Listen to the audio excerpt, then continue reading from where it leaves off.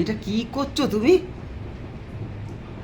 রাক্ষসের মতন খাচ্ছ তো, গদ গদ গদ গদ করে। আমগুলো পাকেনি ভালো। সবার খাওয়া হয়ে গেল আর এ দেখো কাঁচা আম নিয়ে বসেছে।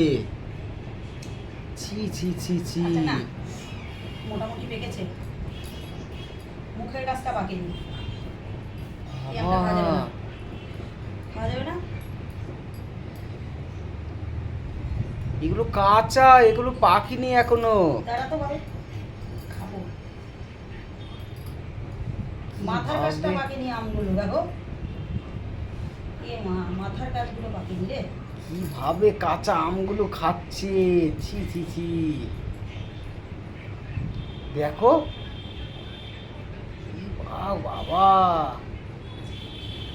এর খালি খাওয়া খাওয়া খাওয়া। কাঁচা আম সাটিয়ে দিচ্ছে গপ গপ করে। তো শান্তি করে খেতে পারলাম না, আমি আম খেতে ভালোবাসি। দেখো, যা সাদা হয়ে গেছে, পাকেনি। ভাতের পাতে ভাবলাম খাবো, পেকেছে, ওটা রেখে দাও। না না, ওটাও খেয়ে নাও। তোমার তো কাঁচা পাকা কোনো ব্যাপার নেই। না না, খেয়ে নাও খেয়ে নাও। আরে এই মাথাগুলো দেখো পাকেনি, সাদা হয়ে আছে, ওটাও তাই হবে, বেকার করবো না, রেখে দাও।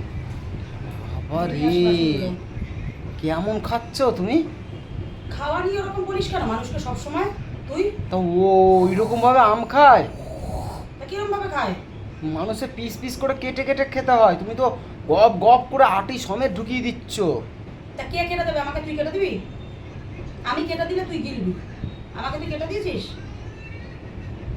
বাবা, আজকে তোমার খাওয়া দেখলাম আমি। ভালো করেছিস বাবা, ঠিক আছে বাবা। যা বাসনগুলো মেজে দে।